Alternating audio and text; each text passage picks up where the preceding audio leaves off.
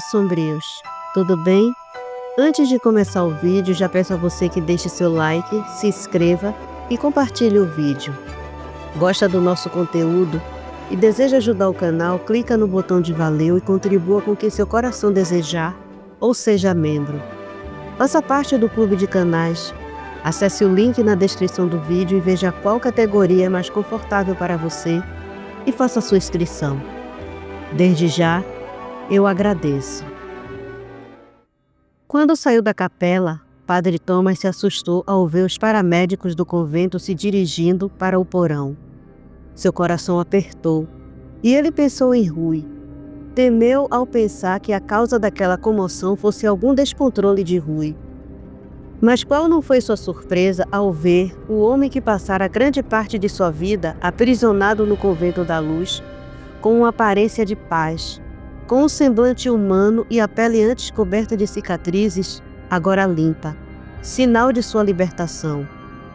O padre estava atônito, observando a maca seguir para a enfermaria, quando viu Rui também passar em uma maca. O semblante do garoto expressava dor e cansaço. O sangue escorria de seu nariz. O coração do padre acelerou, mas ele ouviu a voz de Anton em sua mente.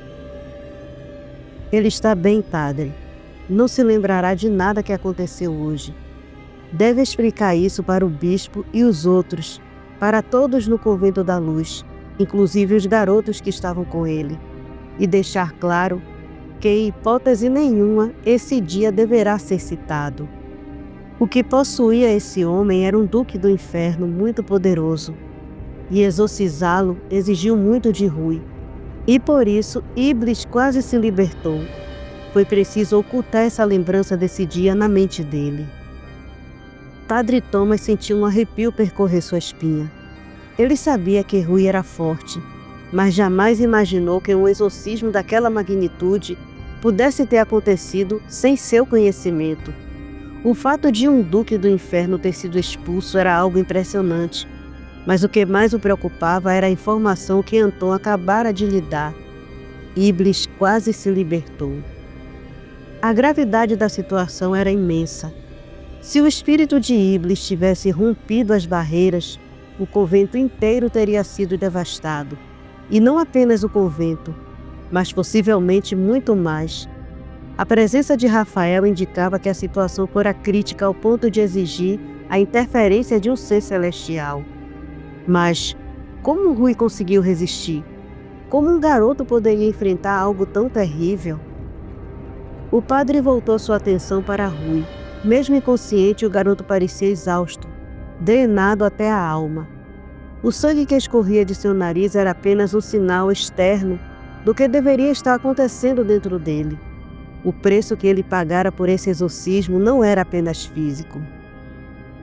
Isso não está certo, Anton. A voz do padre saiu mais trêmula do que ele gostaria. O que fizeram com Rui? Apagar sua memória assim? Isso pode ter consequências. Anton manteve seu olhar firme, sem demonstrar hesitação. Foi necessário. Ele disse com firmeza. Se Rui lembrasse do que aconteceu, ele ficaria obcecado com o poder que enfrentou. Iblis sussurrou para ele, tentou seduzi-lo, tentou possuí-lo. Se não apagássemos esse dia da mente dele mais cedo ou mais tarde, ele buscaria respostas, e isso levaria direto para o abismo. Padre Thomas respirou fundo. Ele queria contestar, mas sabia que Anton falava a verdade. Rui já era impulsivo e teimoso por natureza. Se ele tivesse consciência do que aconteceu hoje, se soubesse que enfrentou e venceu um duque do inferno, ele poderia acabar se perdendo na própria arrogância. Mas apagar a memória de Rui não apagava os efeitos dessa batalha. O garoto ainda carregaria as cicatrizes dessa luta dentro de si, mesmo sem saber. O padre não precisava ver Anton para saber o quanto o peso daquela decisão refletia em seus olhos. Ele próprio sentia esse peso. Eu direi ao bispo e aos outros, disse por fim. Ele não concordava completamente, mas entendia a necessidade do que fora feito. Antes que o padre saísse, Anton fez mais uma recomendação. Seja convincente, padre. Isso é um segredo que não pode ser quebrado. Padre Thomas assentiu e observou enquanto os paramédicos levavam Rui e o homem recém-libertado em direção à enfermaria. Seu coração ainda estava pesado, mas agora sua missão era proteger Rui, não apenas do que existia lá fora, mas do que existia dentro dele. Mas no fundo ele sabia que isso era só o começo. Enquanto Rui permanecia em um sono profundo, uma reunião convocada pelo bispo Emanuel estava em andamento. Todos os que presenciaram ou souberam do teste de exorcismo dos garotos estavam presentes, incluindo os convidados do bispo. O cardeal Lorenzo, representante direto do Vaticano para assuntos de demonologia, a irmã Beatrice, especialista em rituais de exorcismo e proteção espiritual, o padre Miguel, confessor dos Guerreiros da Luz, e o inquisidor Frederico, enviado para avaliar casos extraordinários de possessão e fenômenos paranormais. O bispo Emanuel tomou a palavra dirigindo-se primeiramente aos 3 garotos, Matias, Felipe e Eládia. Com um tom sereno mas firme, ele explicou que Rui era especial, omitindo, no entanto, o fato de que ele era um Néfilim. A intenção era protegê-los do peso de um conhecimento que poderia comprometer sua compreensão e conduta. Em seguida voltou-se para todos os presentes e anunciou: desde o nascimento de Rui Herrera, um anjo executor, designado pelo céu, o acompanha. Ciente dos poderes do jovem e do que se oculta dentro dele, a missão desse anjo é clara. Caso o mal o consuma, ele deve intervir de forma definitiva. O ambiente permaneceu em silêncio absoluto, todos absorvendo o impacto da revelação. O bispo continuou: apesar de Rui ter se saído bem no exorcismo, superando todas as expectativas, o demônio aprisionado no corpo do homem despertou uma força adormecida dentro do jovem. Para contê-lo e garantir sua segurança, um celestial apagou as lembranças desse dia de sua mente. Isso foi necessário, tanto para protegê-lo, quanto para a segurança de todos nós. Os olhares entre os presentes revelaram uma mistura de preocupação e alívio. Sabiam que a situação era mais grave do que poderiam imaginar. Portanto, prosseguiu o bispo, este dia jamais deverá ser mencionado ou recordado. Quando acordar, nosso promissor guerreiro da luz não terá qualquer lembrança do que aconteceu. Seguiremos com suas próximas aulas com mais cautela e espero que todos vocês compreendam a responsabilidade que isso exige.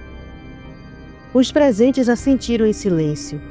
O destino de Rui Herrera estava selado por um segredo que jamais deveria ser quebrado.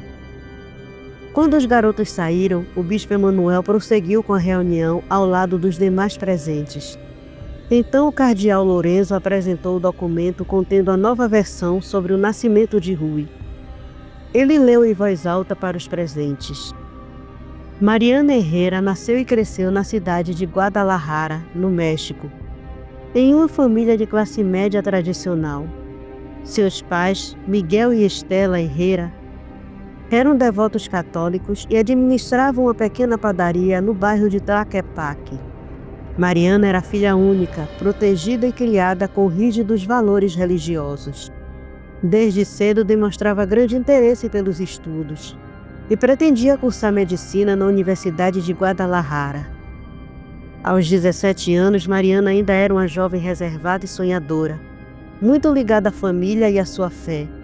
Participava ativamente das atividades da paróquia local, onde ajudava na catequese e nas obras de caridade. Sua rotina era simples, dividida entre a escola, os serviços na padaria da família e as atividades na igreja. No entanto, sua vida tomou um rumo trágico quando, em uma noite chuvosa, desapareceu misteriosamente ao voltar para casa após uma missa. Sua família procurou desesperadamente por respostas, mas as autoridades não conseguiram localizar nenhuma pista. Mariana havia sido sequestrada por uma seita escolhida por sua pureza e por se encaixar em um perfil específico para um ritual sombrio. No cativeiro para onde fora levada, havia mais 6 garotas como ela. No ritual onde o líder da seita ficou possuído, todas as 7 garotas foram violentadas por ele durante 7 dias. As garotas foram morrendo, uma a uma, diante da violência que o líder da seita, possuído por um demônio, as violentava. Apenas 2 sobraram e engravidaram como o esperado. Mariana e uma outra chamada Lívia. As 2 seguiram com a gravidez, mas no 5º mês, Lívia perdeu o bebê e foi morta pelo líder da seita. Mariana foi até o fim. Foi localizada pelo FBI quando já estava em trabalho de parto, mas seu corpo havia sido possuído pelo demônio que viveria no seu filho. Um padre exorcista foi chamado, e este era o Padre Thomas. Os satanistas foram presos e outros mortos. Mas o líder já tinha se sacrificado para que o ritual de possessão de Mariana tivesse início. O homem cortou a própria garganta num pentagrama. Padre Thomas fez o exorcismo durante o trabalho de parto da garota, mas esta morreu assim que o bebê nasceu. Todos se assustaram quando o bebê abriu os olhos. Eram negros. Depois assumiram a cor amarela brilhante. Padre Thomas, munido de documentos da igreja, levou o bebê para o Convento da Luz, onde foi criado, ensinado e treinado como um guerreiro da luz, um caçador de criaturas sombrias.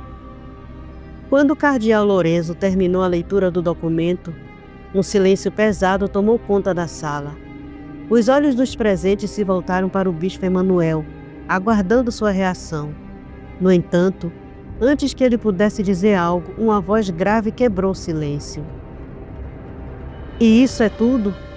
indagou o inquisidor Frederico, um homem de presença intimidadora, conhecido por sua devoção inabalável e por sua aversão a meias-verdades. Todos aqui sabem que essa é apenas uma versão convincente da história. O que estamos escondendo de Rui não fará ele voltar-se contra nós ao descobrir a verdade? O bispo Emanuel estreitou os olhos, sua expressão se tornando dura. O que estamos fazendo é garantir que Rui tenha um propósito claro, sem o peso de verdades que poderiam desviá-lo do caminho da luz. Respondeu, sua voz firme, mas sem traço de hesitação. O inquisidor Frederico sustentou o olhar do bispo por um instante, os músculos de sua mandíbula se retesando. Ele abriu a boca para retrucar, mas o olhar severo do cardeal Lorenzo o fez recuar. Sabia que o documento não poderia ser contestado publicamente, não sem consequências. Após um breve silêncio, Emanuel se levantou. Este assunto está encerrado. Rui acreditará nesta versão e seguirá seu treinamento sem questionamentos. Todos aqui compreendem a importância disso. Os presentes assentiram, ainda que alguns, como o inquisidor Frederico, mantivessem uma expressão de inquietação.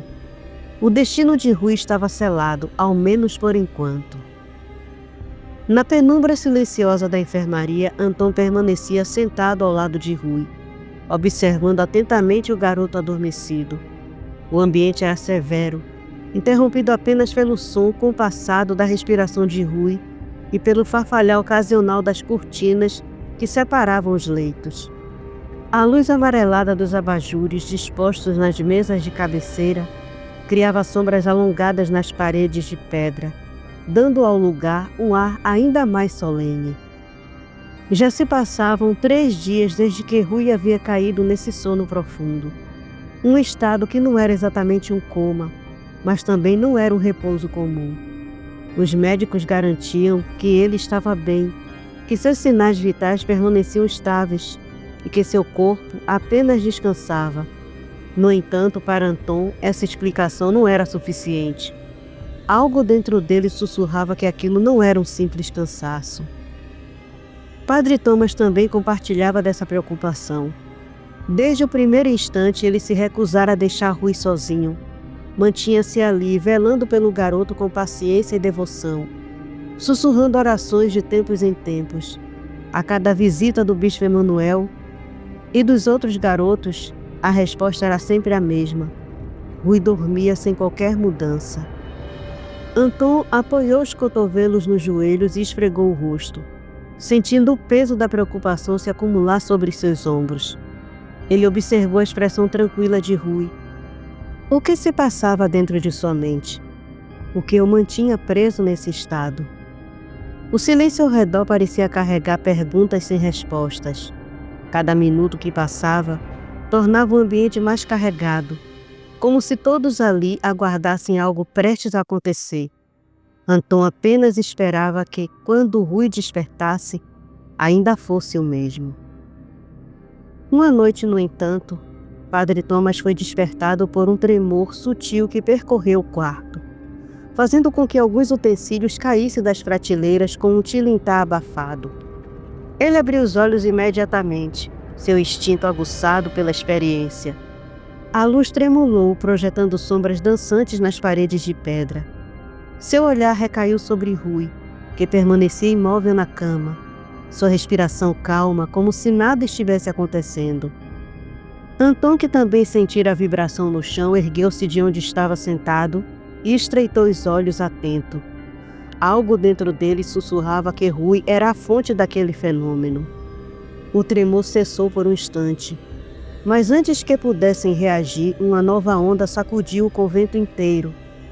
As paredes rangeram em protesto, e a poeira acumulada nas prestas das pedras se desprendeu, caindo em partículas finas. Foi então que uma luz branca intensa irrompeu ao redor de Rui, envolvendo seu corpo como um casulo radiante. Padre Thomas arregalou os olhos, seu coração disparado em reconhecimento. Ele já vira aquela luz antes, anos atrás, quando testemunhou Leonardo, o pai de Rui, assumir sua verdadeira forma de Nephilim. Era um brilho celestial avassalador, carregado de um poder além da compreensão humana. Anton se aproximou, cauteloso, seus sentidos em alertas. O ar ao redor estava carregado de energia, uma força invisível que eriçava os pelos de sua nuca. Foi então que Rui, ainda inconsciente, ergueu-se lentamente da cama, seu corpo levitando alguns centímetros acima do colchão. Então ele abriu os olhos. Duas chamas douradas substituíam a íris, brilhando com uma intensidade quase divina. No instante seguinte, uma explosão de luz escapou de seu corpo, banhando todo o quarto com um clarão ofuscante. O impacto da energia foi tão forte que fez os móveis rangerem e os vitrais tremerem. E então, diante dos olhos atônitos de Padre Thomas e Anton, um par de asas negras desdobrou-se em um movimento imponente. Eram enormes, tão escuras quanto a noite, cada pena irradiando um brilho soturno e poderoso. Eram exatamente como as de seu pai. Rafael desceu imediatamente, sua presença imponente preenchendo a enfermaria com uma energia celestial avassaladora. O ar vibrou ao seu redor, carregado por uma força que fez até a luz vacilar. Seu semblante era inabalável, mas em seus olhos havia uma sombra de urgência. Ele percebia que, por mais esforços que fizessem, a herança Nephilim de Rui lutava ferozmente para se libertar. O arcanjo deslizou o olhar sobre o garoto levitando, envolto em uma luz branca pulsante, suas asas negras abertas como as de um predador que acabara de despertar. O espetáculo era perigoso demais para ser testemunhado por olhos humanos. Rafael se virou para Anton, que o observava em alerta, e ordenou com uma voz firme e irrefutável: "Faça ao padre dormir, e que ele não se lembre do que viu." Anton, sem hesitação, se aproximou de Padre Thomas, cujos olhos ainda refletiam espanto e confusão. Com um toque suave na testa do sacerdote, um brilho sutil percorreu seus dedos, e num instante, os olhos do padre se fecharam.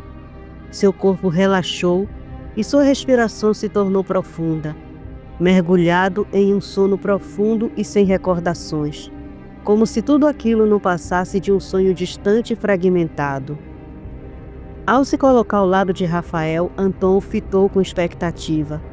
O arcanjo, por sua vez, manteve os olhos fixos em Rui, analisando cada detalhe daquele espetáculo de poder. Depois de um breve silêncio, ele murmurou mais para si mesmo do que para Anton. Por menos que isso, outros néfilis demoníacos foram dizimados, mas me parece que alguém de maior posição gosta dele.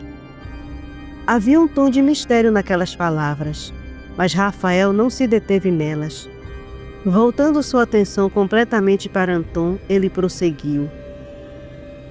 Nossas ordens são as seguintes. Temos que selar parte do poder deste néfilim. As asas são a demonstração maior de sua força. Elas serão as primeiras a serem seladas. Depois a aura de luz que o envolve. E por fim, os olhos dourados. Devemos fazê-lo enquanto ele se encontra inconsciente. Sem esperar resposta, Rafael ergueu as mãos e uma energia dourada começou a se formar em torno de seus dedos. Era um brilho diferente da luz de Rui. Não era algo abrasador e indomável, mas sim sólido e disciplinado. A própria essência da ordem divina. Com um movimento preciso, ele traçou símbolos invisíveis no ar. E um leve som ecoou como sinos distantes ressoando em um plano além da compreensão humana. A luz ao redor de Rui reagiu intensamente. Seu corpo tremeu no ar, como se instintivamente resistisse à força que tentava controlá-lo. As asas negras majestosas e imponentes começaram a perder a solidez. Suas penas se tornaram translúcidas, como sombras dissipadas ao vento. Lentamente foram se retraindo até desaparecerem por completo, seladas por um véu invisível que impedia seu retorno. O brilho ao redor do garoto vacilou, diminuindo gradativamente até se extinguir, como uma fogueira sendo sufocada. Por último, seus olhos de chamas douradas perderam a intensidade, apagando-se até retornarem a uma aparência humana. Rafael baixou as mãos, sentindo o trabalho concluído. Está feito, declarou ele com um olhar impenetrável. Anton observou Rui agora adormecido como antes, sem qualquer vestígio do poder que havia transbordado momentos atrás. Mas no fundo, ambos sabiam que aquilo não era um fim, apenas um adiamento. O que estava dentro de Rui não poderia ser apagado, apenas adormecido. Na manhã seguinte, quando o padre Thomas abriu os olhos, a luz suave do amanhecer já atravessava as janelas do quarto, projetando sombras difusas pelas paredes de pedra. Por um momento ele piscou algumas vezes, sentindo um estranho peso na mente, como se tivesse despertado de um sonho que não conseguia lembrar. Diante dele, sentado em uma cadeira simples de madeira, estava Rui. O garoto o observava em silêncio, seus olhos calmos, mas enigmáticos. Padre Thomas sentia um calor familiar no peito ao vê-lo ali, saudável, sem qualquer sinal de fraqueza ou cansaço. Um sorriso brotou em seu rosto, mas junto dele veio uma leve sensação de inquietação. Algo não estava certo. Ele não conseguia dizer exatamente o que, mas uma voz sutil em sua mente sussurrava que aquele não era o lugar onde deveria estar. No entanto, antes que pudesse refletir sobre isso, Rui se levantou e disse com naturalidade: Estou indo para a aula, Padre Thomas. Trouxe seu café da manhã. O senhor me pareceu cansado, então não quis acordá-lo. O padre olhou para a bandeja ao lado da cama, onde uma xícara de café ainda soltava um leve vapor, acompanhado por um pedaço de pão e um pequeno prato de frutas. Um gesto simples, mas que encheu o coração do padre de gratidão. Obrigado, meu rapaz, disse Thomas, sua voz ainda carregada de sonolência. Rui assentiu e com um olhar respeitoso saiu pela porta, seguindo para sua aula. O padre o acompanhou com os olhos até que ele desaparecesse pelo corredor, e então suspirou, tentando afastar a sensação incômoda que persistia no fundo de sua mente. Do alto de um dos corredores abobadados do convento, ocultos da visão de todos, Rafael e Anton observavam em silêncio. O trabalho daquela noite havia sido exaustivo, mais necessário. Nenhum resquício do que aconteceu permanecia na memória dos moradores do convento.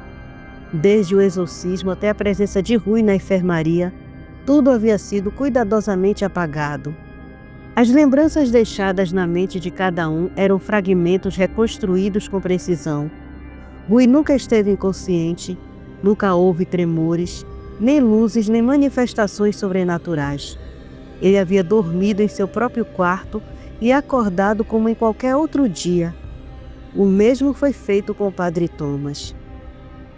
Não há mais vestígios, murmurou Anton, cruzando os braços enquanto mantinha os olhos fixos no padre, que agora tomava um gole de café sem a menor desconfiança. Sim, respondeu Rafael, sua expressão séria. É mais seguro assim. Se alguém se lembrasse, poderia espalhar rumores, e não podemos correr o risco de que a verdade sobre Rui se torne pública antes do tempo. Anton não respondeu, mas algo dentro dele o incomodava. Ele sabia que apagar memórias era apenas um paliativo, uma ilusão construída sobre a realidade. Rui continuava sendo o que era, e seu poder estava apenas adormecido e não extinto. Rafael parecia compartilhar da mesma inquietação, mas manteve sua postura firme. Agora só nos resta esperar, disse ele com um olhar que atravessava as paredes do convento, como se enxergasse além delas. Mas um dia Rui vai despertar por completo, e quando isso acontecer, não haverá memória apagada que possa esconder o que ele realmente é. O silêncio pairou entre eles enquanto a rotina do convento seguia normalmente, sem que ninguém suspeitasse do que havia sido enterrado na escuridão daquela noite.